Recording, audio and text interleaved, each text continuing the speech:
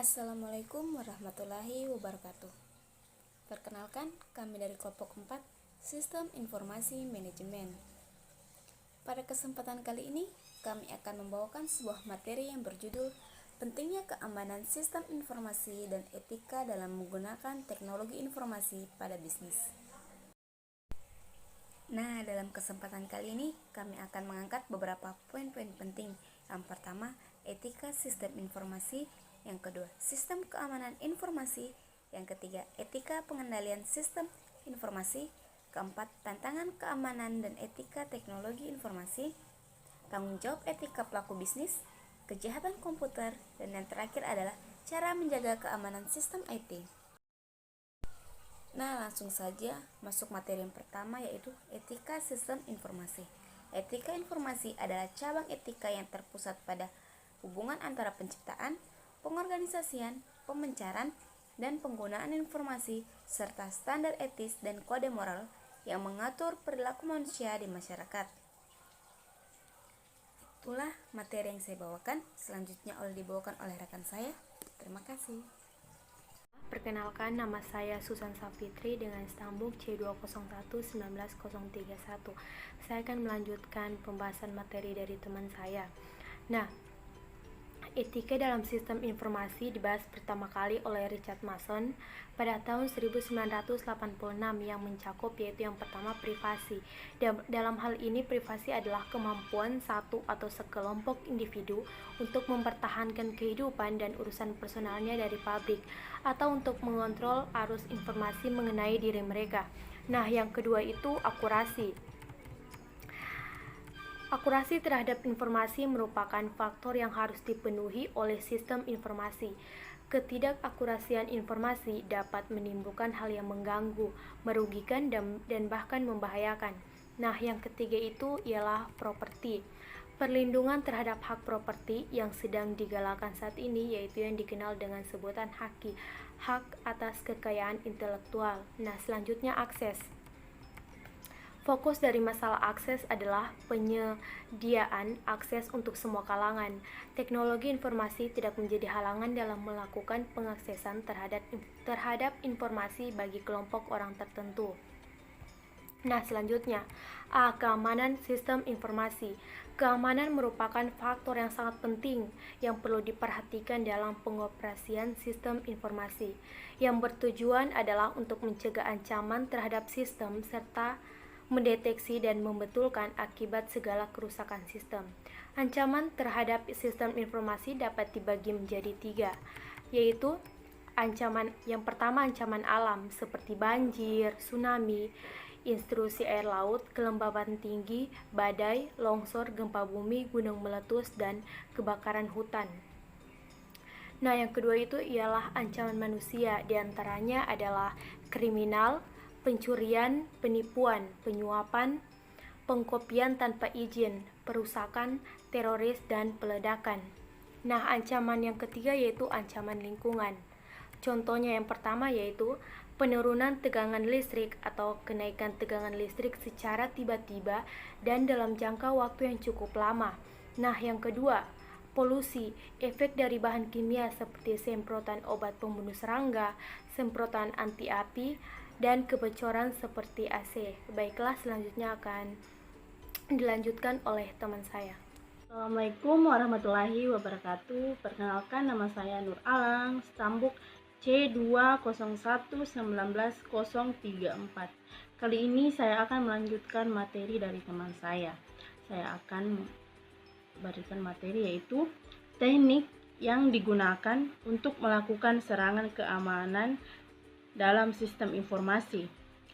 Teknik pertama yaitu denial of service. Teknik ini biasa dilakukan dengan cara membuat permintaan yang sangat banyak terhadap suatu situs sehingga sistem menjadi macet, dan kemudian dengan mencari kelemahan pada sistem, si pelaku melakukan serangan terhadap sistem. Teknik ini biasa digunakan untuk melacak suatu situs atau aplikasi yang tak diinginkan. Kemudian teknik berikutnya itu sniffer teknik. Teknik ini diimplementasikan dengan membuat program yang dapat melacak paket data seseorang ketika paket tersebut melintas di internet dan menangkap paspor atau isi datanya. Teknik ini biasa dilakukan untuk menghack akun seseorang atau ya semacam seperti itu. Kemudian teknik spoofing.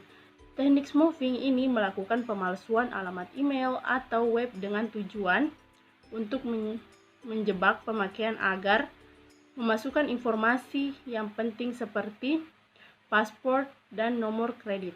Teknik ini biasa dilakukan untuk melakukan penipuan. Kemudian materi selanjutnya yaitu etika pengendalian sistem informasi, yaitu untuk menjaga keamanan sistem informasi diperlukan pengendalian terhadap sistem dan kontrol. Kontrol pertama yaitu kontrol terhadap bencana, kemudian kontrol terhadap akses komputer, kemudian kontrol perangkap keras, kemudian kontrol terhadap pusat data secara fisik, kemudian kontrol operasi, dan kontrol pengendalian dan pemeliharaan sistem. Kemudian kontrol yang terakhir itu kontrol administratif dan tantangan dalam keamanan dan etika teknologi informasi. Tantangannya yaitu di balik banyak keuntungan teknologi informasi, kita juga dapat banyak kerugian akibat pengembangan teknologi dan komputer banyak menimbulkan dampak besar. Dampak besar yang ditimbulkan yaitu isu etika dalam kejahatan, contohnya privasi, individualis, pemberhentian kerja, kesehatan dan kondisi kerja. Hal itu sangat berdampak pada kehidupan. Kondisi seperti ini dapat dilakukan atau setiap pelaku informasi diharapkan dalam kondisi di mana mereka harus betul-betul menyadari bahwa teknologi informasi memiliki hasil yang sangat bermanfaat dan juga dapat merusak pelaku informasi dan masyarakat. Jadi dari keuntungan materi yang saya bawakan ini yaitu kita harus hati-hati dalam melakukan teknologi, meskipun zaman ke zaman makin meningkat, tapi kita harus membatasi diri. Itu materi yang saya bawakan tadi. Kemudian materi selanjutnya akan disampaikan oleh teman saya. Assalamualaikum warahmatullahi wabarakatuh. Bismillah, perkenalkan nama saya Mariana Husen, Stambuk C201 19036. Saya akan melanjutkan pemaparan materi dari teman kelompok saya, yaitu tanggung jawab etika perilaku bisnis. Etika bisnis terdapat berbagai isu tentang hak cipta intelektual, keamanan di tempat kerja, dan privasi pelanggan dan karyawan merupakan area utama dalam suatu konversi etis di teknologi informasi. Dalam menghadapi berbagai isu-isu tersebut, seorang manajer atau pelaku bisnis harus siap mengambil keputusan yang tegas dengan secara tepat dan beretika baik dalam menghadapi isu-isu tersebut. Etika teknologi. Terdapat contoh yang wajib diperhatikan kepada seluruh pengguna teknologi dalam menggunakan komputer atau teknologi. Harus disesuaikan dengan kondisi si pemakai, karena apabila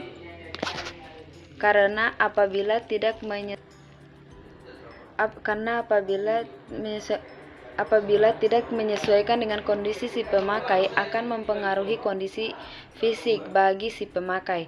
Si pemakai juga harus menjadwalkan waktu istirahat atau break time dengan cermat untuk menjaga kondisi fisik maupun konsentrasi demi tujuan yang ingin dicapai. Sekian dan terima kasih. Bismillahirrahmanirrahim. Assalamualaikum warahmatullahi wabarakatuh.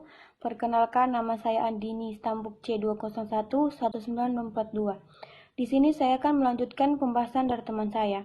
Pembahasan saya yaitu kejahatan komputer atau cybercrime. Kejahatan komputer merupakan perbuatan melawan hukum yang dilakukan sebaik menggunakan komputer sebagai sarana atau alat sebagai objek, baik untuk memperoleh keuntungan atau tidak.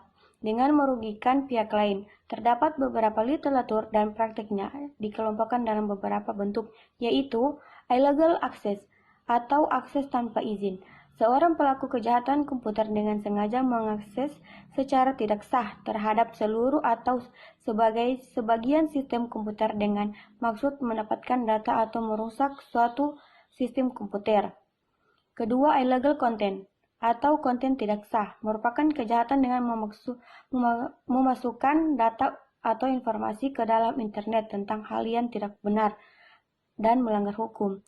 Yang ketiga, data forgery atau pemalsuan data. Kejahatan dengan memalsukan data pada dokumen penting yang tersimpan sebagai data melalui internet.